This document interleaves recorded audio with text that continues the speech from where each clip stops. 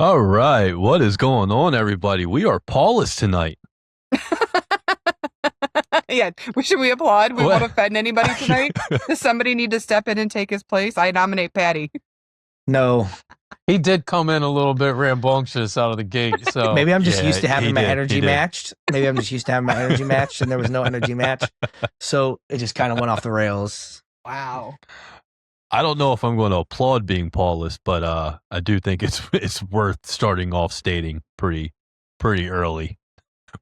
We'll see how this goes. I'm assuming a lot less editing for me in the back end. Lightweight. But with that being said, I would throw up a ceremonial X for you, but I'm not losing one in this tight race for the competition. Thank you, Mike. Thank you, Mike. How's everybody doing today? Good. Doing all right. Good. All right. Well, got a lot of things that happened this week. I know just from the games that I watched. We talked a little bit about it before we hit recording, so we'll get into all of that. But I would like to start off by giving a recap on the internal competition. Mike, do you have any comments before I go down the list here? Just give points to whoever you want. Okay. Oh, is Mike a little hurt today? Yeah, but he's getting nervous because he knows how this goes. All right, so with the categories that we had last week, it was blocks by any single player. That went to Christie's Heat with 7. We had threes by any single player who we all were thinking was going to go to Charlotte, but went to Portland with 8. Which came into it was on yesterday's game, so it was like the last game of the week for us. And turnovers teams total. Johnny Seriously, had who the 7 heck apples. made 8 3-pointers on Portland? Yeah, can I suggest an amendment to this recap that we this could be a next week amendment, but can we when we have individual player, can we shout out the player? Because I want to know who had 8 threes for Portland. We can. I just don't write it down to record it to have it in front of me. No, it wasn't team. It was individual player for threes. Yeah, so someone threes was single 8 player. Threes. Yeah. Yep. If Paul was here, he would have been able to tell us. Who had 7 blocks for the Heat? Who had 7 blocks for them? That's crazy. That's a lot of blocks. Probably Tyler Hero.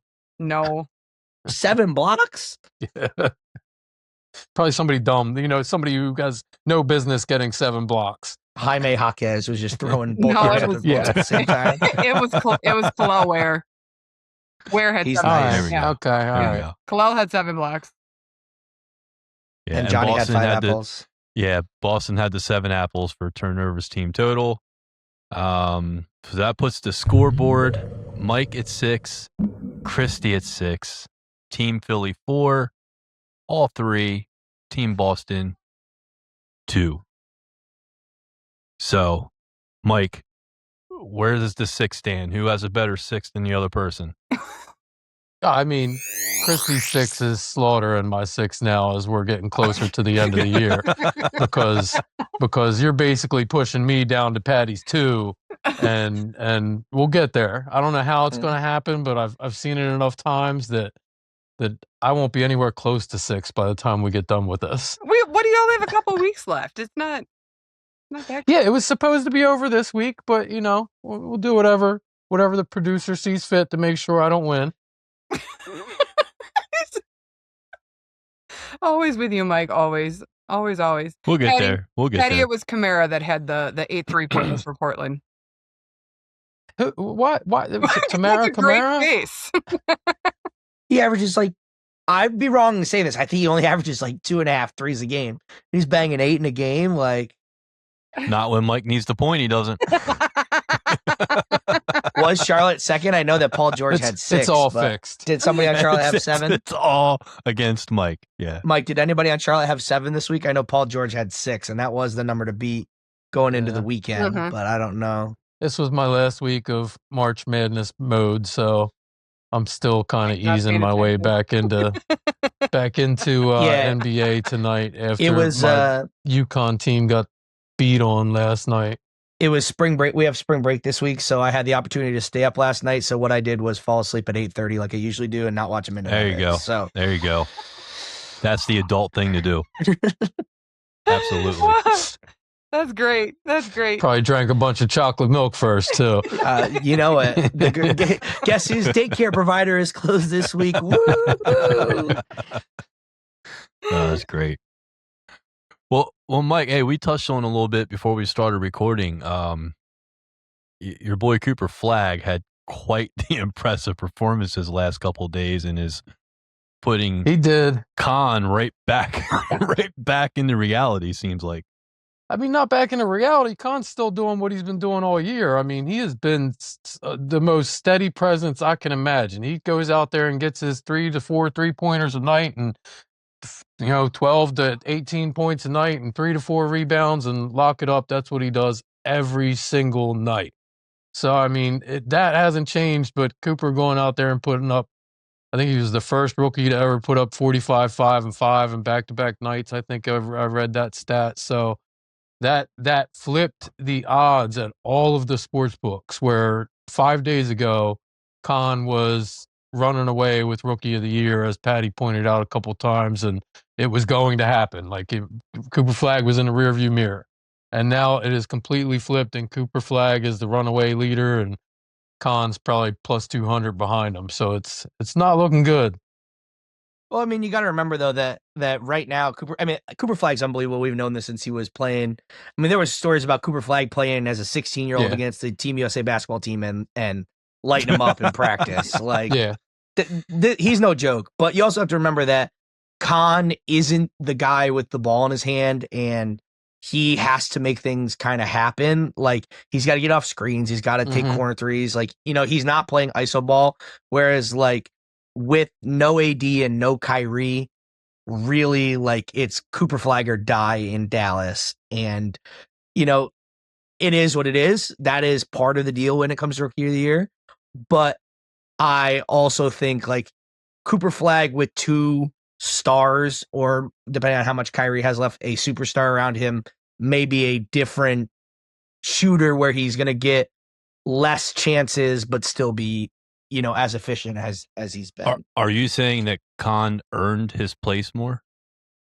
I'm saying that I think that Khan will find his role, and he is fitting that role. I just don't know. 100%. I think that Cooper Flagg's a superstar. I think you can probably already say that. I think he's, like I said, he's kind of earned that place, and I'm interested to see how he fits as a superstar next to somebody else like a Kyrie, or even whatever Anthony Davis has left in the tank. Khan, to me, isn't necessarily a superstar. I guess my comparison right now would be more of a little less iso ball Donovan Mitchell. Do I want Donovan Mitchell to be the number 1 star on my team? I don't think so. But put him next to Harden and Mobley, now maybe you have something. And I think that, to me, is obviously they're a little bit different players. Mitchell's an iso ball guy. He's going to create things. Khan can do that, but he doesn't necessarily want to do that. He's more like Clay when he was on Golden State, where he's just running around like a bat out of hell trying to find an open shot. So I think that Khan is going to be a, future top 20, top 25 player in the league if he's already not, but I don't know if he is a iso ball superstar. And there's nothing wrong with that. That's just not his play style. I said this off air before you joined us. There's no question that Cooper Flagg is a better basketball player all around. The only thing Khan does better than him is shoot. Pure shooter. You want one last 3-pointer at the end of the game, give me Khan. But Cooper Flagg's a better player. I got no argument against him winning Rookie of the Year if he does. He's a stud. It's crazy to me. Tell Patty, Steve, why Cooper Flagg is so good. It's all usage based. It's all usage. It's the Brunson argument. He has no choice but to score those points because he has to, and the ball's going to him to do it. I get the usage argument, but when you're used when you're used and you're efficient, it's hard for me to argue against the usage. Even Brunson, for as much as crap as we give him, his usage, he's not just chucking for the sake of chucking, in my opinion. He chucks, but he's a good basketball player, and he's earned the right to take some of those shots. And I think that Cooper Flagg falls under that same category. Now, are there days where like Jaylen Brown was kind of like that in the beginning of his career? You know, I hate knocking the Celtics where I can, but like pre-Derek White, pre-Drew Holiday, when it was just Brown and Tatum by themselves and Marcus Smart was like the other guard there, like that's kind of the category of Jaylen Brown found himself in, where he was like trying to make too much happen for himself instead of, you know, fitting his role. So that's what interests me more about Cooper Flagg is like, can Cooper Flagg, as Paul would say, the Mavericks made out on that deal, you know, whatever, even though it has nothing to do with Cooper Flagg. Like, can Cooper Flagg eventually mold into a guy that plays alongside another superstar? Because the NBA is no longer the league where you can win with one, maybe even two. You really need two superstars and a star, which we've talked about in the past. And that to me is just the step I need to see from Cooper Flagg. And it has nothing to do with him or his basketball ability. But what does Dallas do to get that guy? Is it Kyrie? Does Kyrie have enough legs left? Yeah. You know, like that to me, I think is the more interesting part about Cooper Flagg. So if you have Kyrie and 80, now granted 80, I'm not a proponent for 80. I feel like 80 is garbage. I didn't feel like that was anything great in that trade whatsoever. I'm like, oh yay, he's gonna ride the bench and be hurt. But like, so say you have Cooper Flagg and you've got a healthy Kyrie and a healthy 80. Cooper probably doesn't go off for 51 and 45 back to back.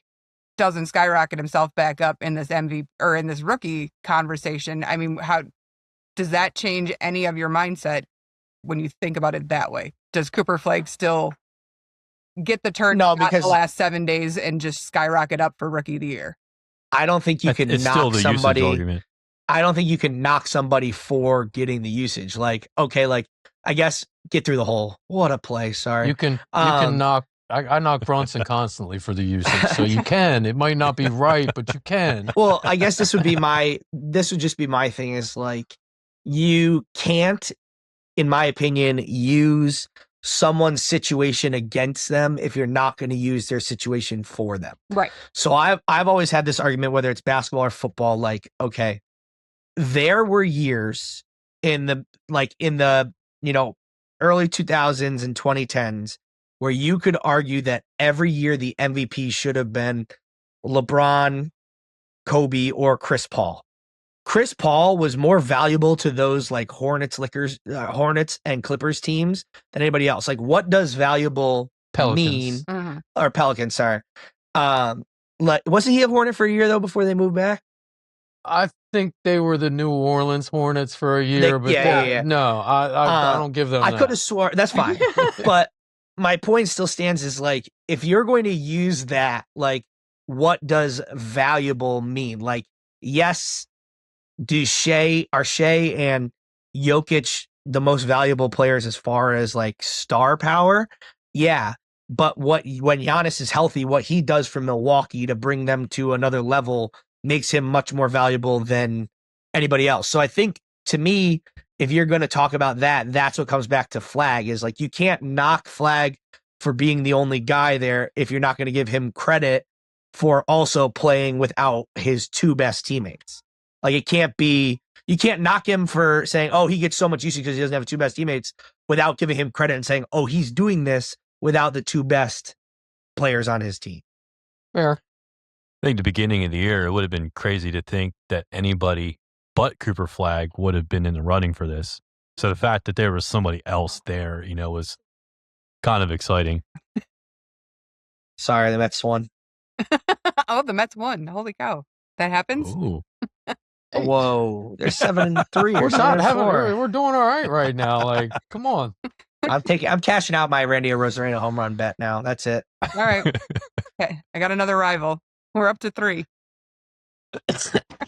I can never rival you, Christy. Christy, what's going on with your Heat? We suck? No. Oh, Patty, was it? Yeah. Sorry. No, I mean, yeah. We'll just stay at 10. You know, we've got to play Toronto back to back, right? Yeah, back to back Toronto. And I don't. literally, I'm at a loss for words. I can't say anything because I'm so sick of being in this position. And then Patty put it in my head in that first podcast when he's like, death taxes in the Miami Heat in a play-in game. Like, I'm like, I feel like my team is destined to be ranked 8th, 9th, or 10th for the rest of my life being a Miami Heat fan because it just, it happens all the time. And, one time you went from a play-in game and went to the finals, and the next time you crap the bed and just get swept. So I cross my fingers. I love my team. I will always support my team. I've been through ups and downs with the Heat. I just feel like this year, even though there is going to be a play-in game, that's probably going to be it. I will be the realistic Heat fan. If we do let the sun shine on the dogs behind this one time, it's not going into a second round or anything like that. Like, we will make it into a first round in playoffs if we're lucky and then be done after the first round. That's how I feel. I feel like I've gotten lucky in playoffs in the last 5 to 7, since the bubble year. I feel like I've gotten lucky in getting to where we've gotten to with teams that probably should not have been there. So I'll take it. I've had a good 15 years with the Heat, so I'll take it. That's where I'm at. That's fair. Speaking of the Raptors, before we switch up to really quick, did you see because Vince Carter's getting in the Hall of Fame this year? Did you see the logo that they released, like, to commemorate Vince Carter getting in? That the Raptor, like the red It better Raptor be the logo, purple one. or the red Raptor on the purple jersey, right? Yeah. Like with the purple jersey, they released it with the Raptor wearing Vince Carter's jersey and him going under the legs, like for his famous dunk contest dunk. So it's like awesome. Look it up when you get the chance. It's a cool. I mean, that's awesome. Probably, I picked it in my clashing draft, like as part of my jerseys. Like, that to me is the best. I actually have it. So it's probably not down here. I actually have that jersey. Like, that's how much I love that purple logo. Raptors jersey was fire. That's awesome. That's sweet. Yeah, that's cool. That's nice they honored him like that. Is it just for that one special event, or I'm not sure if they're wearing rebranding jerseys or if they're putting it as a patch. I just saw today on like Twitter, I think that that was like the logo that they released. Like, it might just be they're playing like a one night thing, like a Vince Carter, commemorative night, and that might be the logo, but I don't know if it's going on jerseys or what. But I just saw it and I was like, that's so sick. Like, that's so cool. That guy was a pure baller. Oh, and like, he was a good he was just a good basketball player, but obviously, like, you remember him for his athleticism and his dunking, but he was just a solid basketball player all around. One of my favorites growing up, for sure. Yeah. Mike, anything with the Hornets you want to talk about, bring up? About the Be whoop depressed Patty's about? butt tonight. Good face, Patty. In what, billiards? I'm hoping basketball. We're hot right now, man. We have not lost since the last episode. We've won 4 games by an average of 22 points per game. That's pretty hot. We're blowing teams out right now. Who'd you play? Yeah. I mean, we beat Minnesota last night. We beat Minnesota last night. Oh, that's a good win. That's good. That's a good win. We beat Phoenix a couple days ago, and they've been playing very well, Pat. They've been hot. They have been. They've been better, but they're still not. I agree. Okay, yeah, I agree. They're fine. They're okay. I think we beat they're Indiana. A comparable team. They're a comparable team to you. They might be the West. Oh, we're Western so Conference much Hornets. freaking better than them. Are you kidding me? We're the hottest team in the league for 3 months. Okay, let's hang the banner. Hottest team in the league for 3 months. 2026. Put it right up in Charlotte right now, folks. Yeah. You heard it here first. I will take every banner I can get. Except that the banner's going to go up in Mike's cursive writing. Have a lot of so you're not going to be able to read what it says. We're not the Patriots. We're not the Celtics. I'm not a Patriots fan. Don't bring me into that. I know, but we got other Patriots fans here on this network, and they're always talking about their trophies. That's fair. Shots fired at Benny. Yeah, I'm not even sure if Ben still exists. He's a newfound rival for me, so he does. I hope he does. No, I'm excited, Mike. I think the Celtics are they're finding a groove a little bit. Vucevic played limited minutes on Sunday, or they're revving him back up to play limited minutes, which is nice for them to have him back. Neemias Queta's back, which is good. I mean, I think that as Christie found out last week firsthand, again, as I've said, the dangerous thing about the Celtics is they will live and die by the three. There's series like last year in the Eastern Conference quarterfinals, Eastern Conference semifinals, where they lost to the Knicks, where they could go cold and things could happen. But like when the things are on right, they just absolutely score at will. Mm-hmm. And it's not just Brown or Tatum anymore, which is like obviously like those are the two, but like what? Chrissy, Sam Hauser had like 5 threes in the first quarter or first half, like against them. Like and Pritchard and him and even like off like Baylor Shireman, like they have a prototype of a guy that they love. And if you don't play the 5, you get to shoot the 3 in the Celtics offense. And they love having that. So I'm excited. The 2 seed looks pretty good shape right now, but we'll see. I don't want to count it out yet, but like I've said to you guys over the last couple of weeks, that's something that's really important to me, to have home court advantage if you're going to play the Knicks or Cleveland or whoever you get in round 2. So we'll see. What's going on with Anthony Edwards? In what context? I was going to say he's pretty good. He was out. I'm just not sure I've heard. I could have heard, but was he injured for a while? Was he out? He was out for a few weeks. I don't know if he's back yet or not. I don't pay attention to Minnesota that much. I don't know. You just played him. Was he playing, Mike? I think he's back. I didn't know he was out at all. Yeah, he was hurt for a little bit. I'm pretty sure he played versus the Celtics a couple weeks ago too. So I don't know if it was in between then or not, but I could be mistaken. I thought I heard that he was hurt. That's why I asked. No, I did see. Than I would.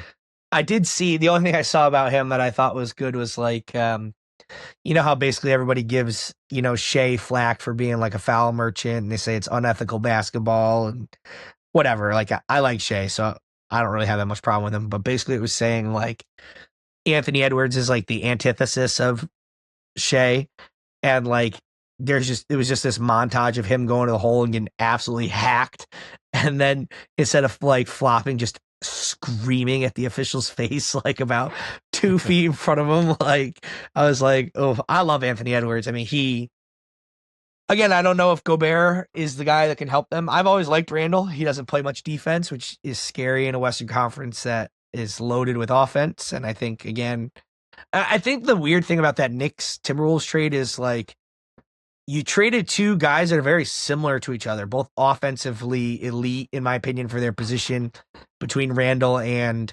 Towns. You might say Randall's a little bit tougher because he's a little bit undersized and he has to play a little bit tougher. Both are horrendous on defense.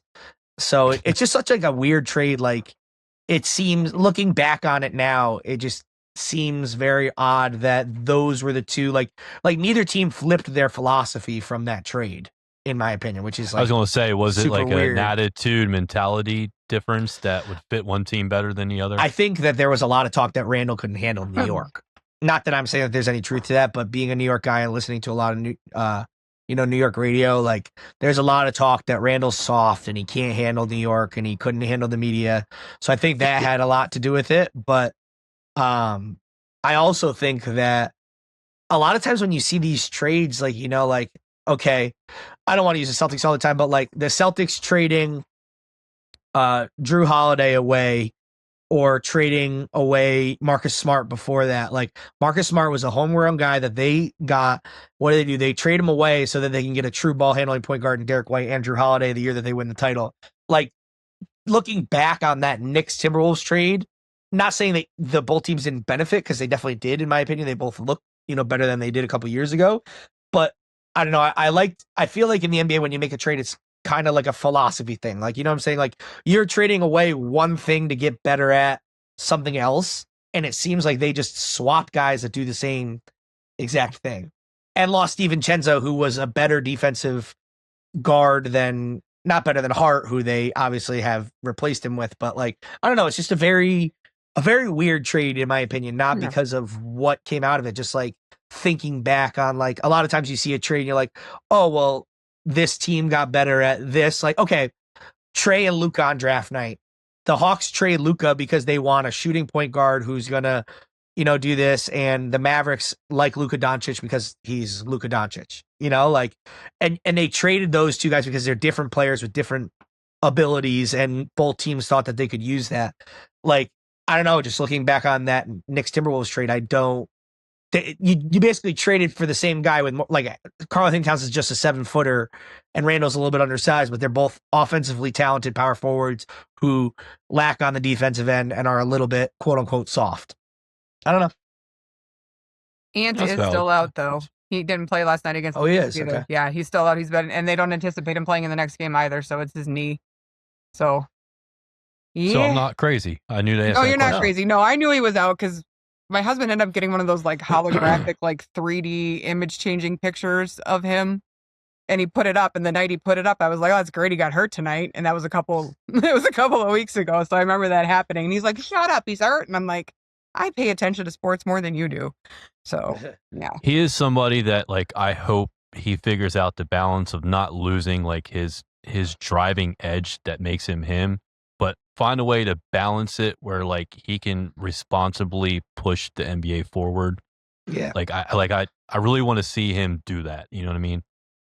There's going to from not what to bring I've up LeBron, read and but understand, he has no interest in being the face of the league. He does not, and I don't doubt it. I mean, he would be a great face of the NBA. And I know, my husband always says, Jason Tatum, they want him to be the face of the NBA. And I used to laugh, and I'm like, he's not even the face of his own team. And that was the year Jaylen Brown won it. And I was like, Jaylen Brown's the better player on the team versus Jason Tatum. And all these people, different people that they say oh, they're going to be the next face of the NBA. But yeah, I mean, you watch Ant, he wants nothing to do with that. And he does things intentionally, I think, so that he cannot be made the face of the NBA and just keep that edge. He wouldn't have to change much. I don't think it would take much. Well, you know why, right, Steve? Why? He doesn't want to be the face of the NBA because he's Michael Jordan's illegitimate son. That too. Oh, stop it. That's why. Oh, stop it. Go down that rabbit hole. Now, we got LeBron right now that's the responsible old man, kind of holding the league down forever. It's somebody's got to take that away, I think I'm not knocking LeBron on that. No, I'm just saying, it could be Cooper Steph. Flagg, not to come full circle, but it could be Cooper Flagg in another year or two. I also say that since about 2015 that it's been Steph Curry and not LeBron James. As much as I love LeBron James. I mean, look at we've talked about this a lot, impact on the game. 15 years ago, you did not see any, if I went to the park and played basketball and somebody took these Curry-esque threes or had big men shooting threes, that was not a thing until Steph. So I would say it could be Cooper Flagg.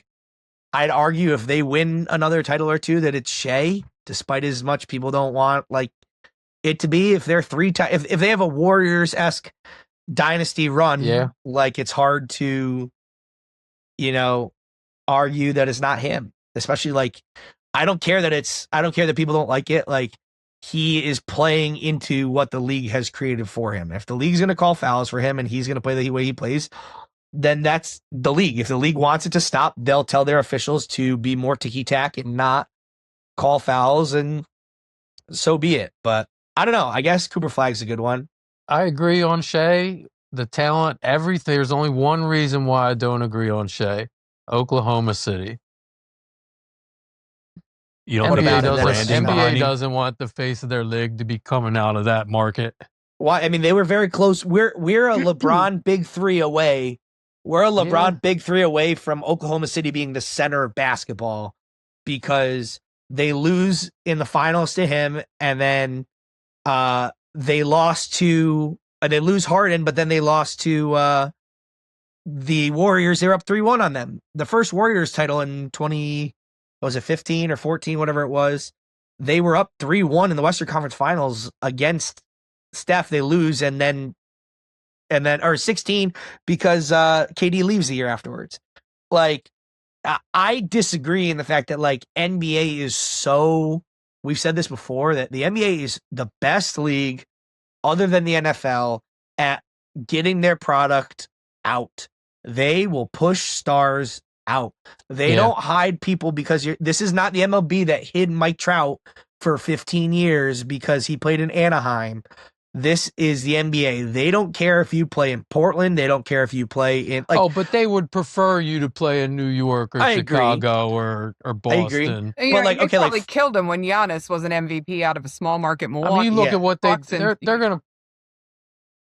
gonna pull the same thing they pulled with Chris Paul. They're like, you can't play in New Orleans. We got to get you to LA. Maybe. Well, what was I don't know, what was Golden State before Steph and all them? Nothing. Not for 50 awful. years. That became awful, is what they were. They became something.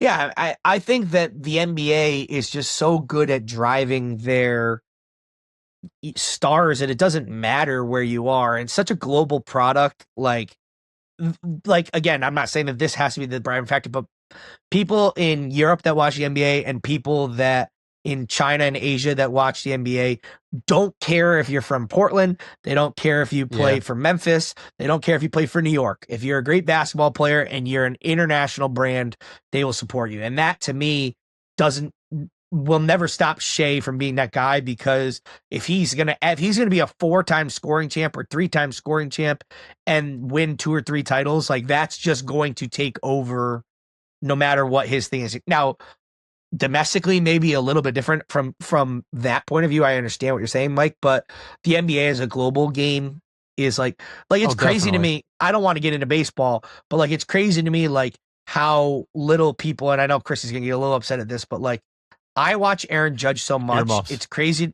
It's crazy to me that people on the West Coast don't understand how good Aaron Judge is. And I'm sure there's people on the East Coast that don't understand how great of a year Cal Raleigh had or Mike Trout was, because we don't get to see West Coast games because the MLB doesn't push them the way that the NBA does. Mhm. Like, so that's just my point, is like the NBA, people can give Adam Silver all the crap they want. He is for all the money and everything like that, he is the players commissioner, and he's the golden standard when it comes to creating international and global marketing brands for individual players. 100%. You sold it. You sold it. But take it back to where we started with it before we end this first half. Like I agree with you. Steph probably changed culture of basketball more than almost anybody else had. Like he absolutely changed the kids on the playground, how the NBA plays. Like he changed it. And I'm not saying that in a bad way, but I think somebody like Anthony Edwards, I think could bring back maybe what a more true ball player we feel represents what a true ball player is. I think he could bring that, and he kind of has that MJ feel to him. Like he's got all the elements. And don't start, Patty. I see you smiling. Don't you start. I'm not saying that to prove any points. I'm just saying like there is an all around stance. Like from a guy who's smaller, that isn't huge and can just do it because he's capable of doing it. Like this guy's making it happen through drive and skill. Yeah, I think that's an important thing too. I think that for me, what it comes down to is like, what do you want your superstar to look like? Like to me, I just want the guy to look like what it looks like for the times. If that's Steph Curry, if that's Jason Tatum, if that's Jaylen Brown, that's fine for me. If you're somebody like Edwards, or I guess Jaylen Brown is more like an Edwards or MJ type that's just going to drive the rack and get fouled and be an aggressive ball player, like I'm fine with that too. I just think it's harder to go back to the way that you think of things, in my opinion, because big men who you have to be acrobatic around don't necessarily exist anymore either, because you're getting a lot of these 4s and 5s pulled to the perimeter. So it's a lot of like, if you're going to be that drive guy, you have to be really good at isolation, like which obviously MJ was, which Anthony Edwards is. So to me, it's just hard because I don't know if you'll ever see a guy be so dry. Like we were talking about Vince Carter earlier. That was his game. Get by somebody, get to the hoop, make an acrobatic play, whether it was a dunk or a layup. Like to me, the prettiest MJ plays, I don't know about you. I mean, obviously, like you don't hear me say that much about him because I didn't get to watch him live. But to me, the prettiest MJ plays that I've ever watched are not the dunks. They're the ones where it looks like he's going to dunk and he'll like switch to his left hand and go reverse. Or he goes up like he's going to dunk on Dr. J and then literally takes his right hand and like scoops up and under for like that to me is the prettiest part of MJ's game. And I would love to see somebody like Anthony Edwards do that. I just don't know if today's NBA we talked about the foul culture and the 3-point culture is something that will allow that, but we'll see. All right, well, let's move away from this before this turns into something we don't want it to. We're getting awfully close. I can feel it. No, I promise. There's no Paul. We'll take a quick break, and we'll be right back. What up, everybody? The Beard is here. Hey, I want to give a quick shout out to one of our sponsors, the law offices of William P. Harrington. Credit card litigation, Chapter 7 bankruptcy, estate planning, estate administration, guardianships, they do it all. As a member, listener, follower, supporter of our network, they are offering you a 15% discount on these services. So if you are in the Pennsylvania or New Jersey area, schedule your free consultation today.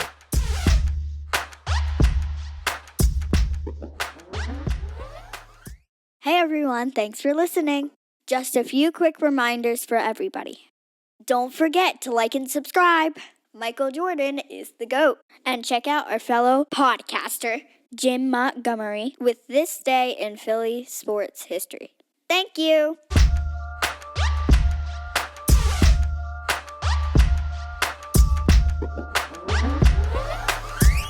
All right, everybody. In my life. Oh, here you go already. I was going to say welcome back, but we're not going to welcome back with that nonsense. Mike, you ready to spin this wheel and get some unbiased categories to help you win or lose? I'm ready to lose. Yeah, I know how this works. All right, let's get this spinning. I think Paul will appreciate the fact that the colors are split exactly in half. Love that. Stop. Jamie's not here. Stop. Field goals. Single player. Oh, that's a big difference. Yeah, the worst difference. That's a Bam Adebayo category right there. You go 30 of 48.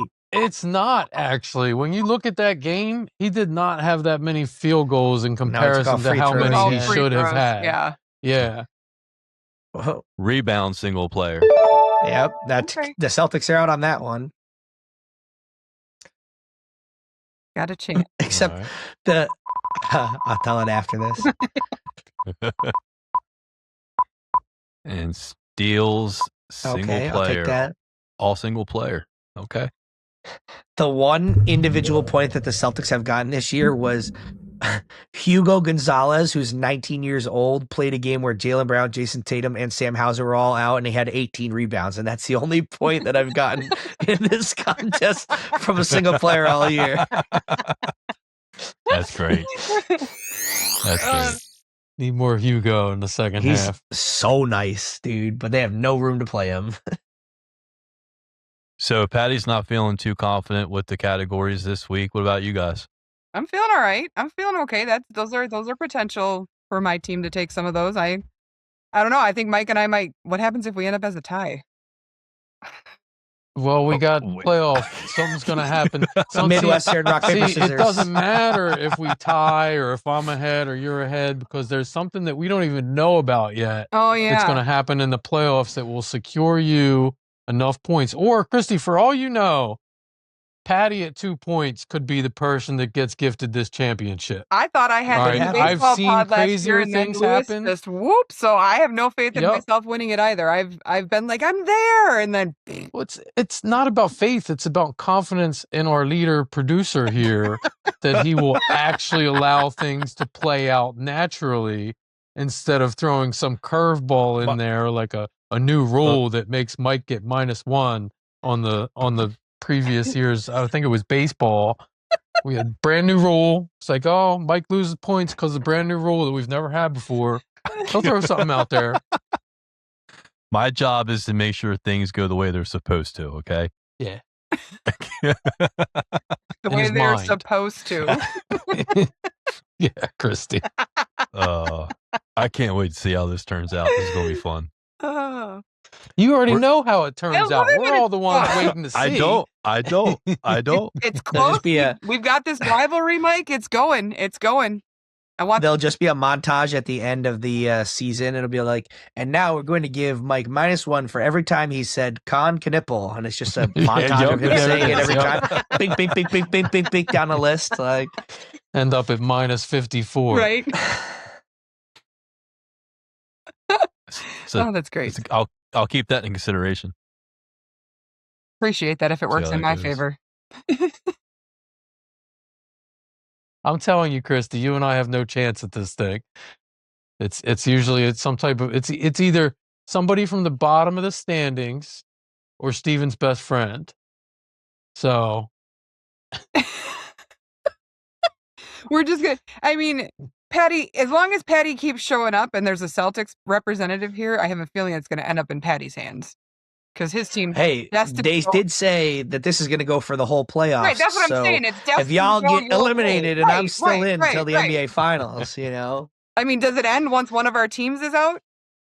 no, he'll make it something where we're all in it until the very end. He'll make you guys take a playoff team and be like, and Christy, you get the checks notes Minnesota Timberwolves for your team. I'm okay with Well, it. this actually might be a good time to explain what's going to happen once we hit playoffs. It is next week. Yeah. So because we started kind of mid-season, in order to keep the competition going, we don't want to be too short-lived, even though Mike would love to just, call it now. We play this game. We've done it the last 2 years where every round of the playoffs, everybody goes and picks one team they think they're going to win, one team they think they're going to lose. Can't be from the same series, obviously. And then for those games, you guess how many games that series will go. And each pick that you get right, you get a point for it. If you guess the correct length of series for that game, you'll get that bonus point. Okay. And then we also, in the very beginning, everybody puts their guess in for who's going to win the whole thing.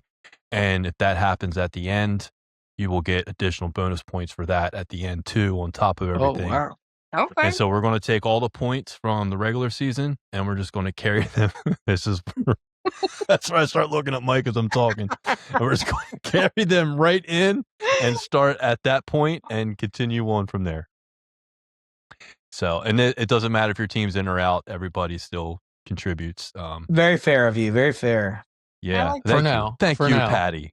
You get an extra point. I'm just joking. Yep, that's right. Here it goes.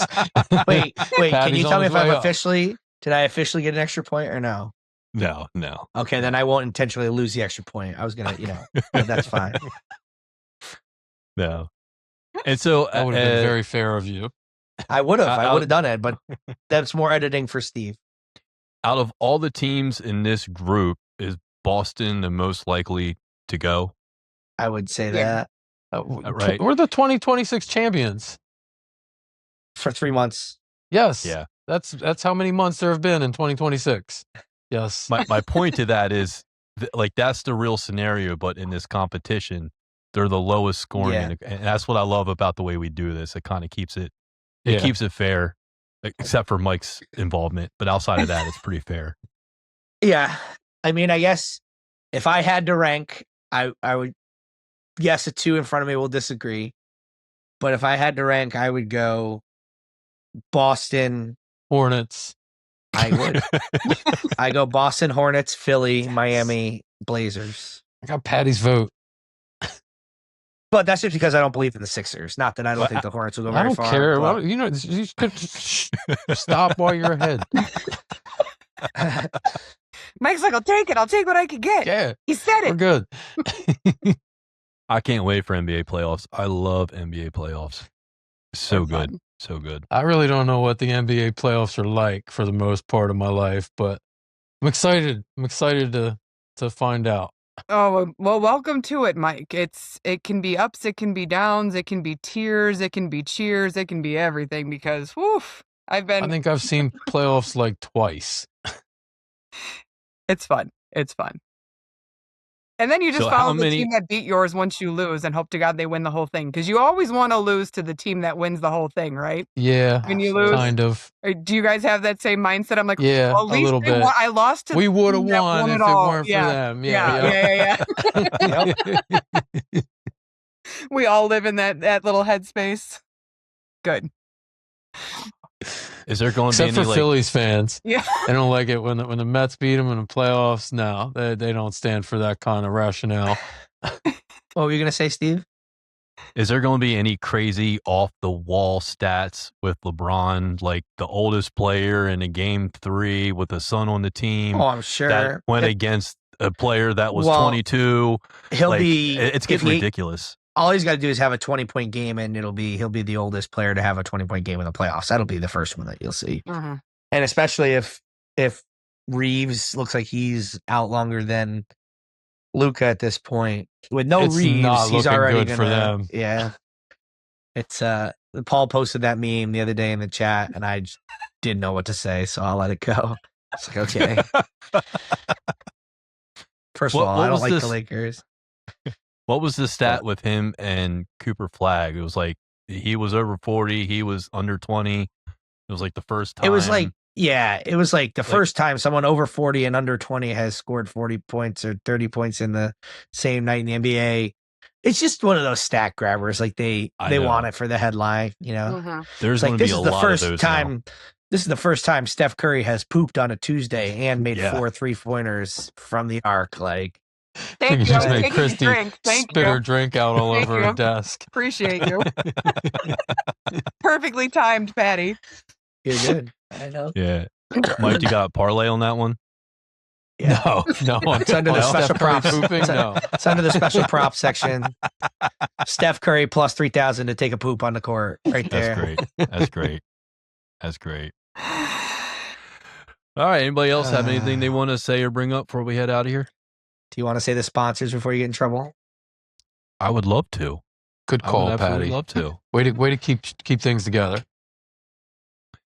Well, we'll start it off with Lean at Sparrow Hair Studios. I actually just reached out to Lean the other day just to get in touch with her, update some things. So hopefully have some updated things with Sparrow to bring to the table with what we do. So appreciate them. I know not that long ago, Randy was there and met up with Lewis. I think I brought this up before. And that was the first time that Lewis and Randy met in person. So I thought that was pretty cool that they did it at that spot. So we appreciate them and proud that we can help support local business, at least in our area. Second, we got Lotwin. And the cool thing about Lotwin is if Mike were to ever win a championship, we could make a special designed chain to celebrate that achievement because they are fully customizable and can make just about anything we would ever imagine, even including Mike winning a competition. I'm still buying my chains out of pocket. Can't have nothing here. Mike, would you like to shout out old Jim Boy? Hey, Jim Montgomery, this day in Philly sports history. He's been doing it for I don't know how many years now. He does not take a weekday off, Monday through Friday. I don't think the guy's missed a day in, 5 years or more. So dedicated to his craft. He's a champion, and he's a very good listen. He's very uplifting on, I think, Tuesdays. He does, what is it, Steve? Do you know the his Positivity Tuesdays? Positivity Tuesdays. Thank you. I mean, that's just a always a good Mike. listen, and it is.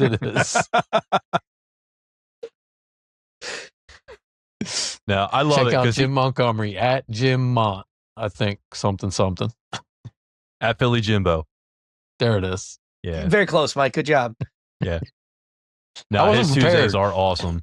He always he finds a cool quote and then like he flips it into like a personal experience he had, and it's very true and authentic and just very uplifting. So Tuesdays are my favorite days for him. But he's there every single day, more than Tuesday. So, what's up, Jim? And with that being said, we have another recording coming up soon. So some of you, I will see then. For everybody else, talk to you in the chat. See you on the pod. See ya.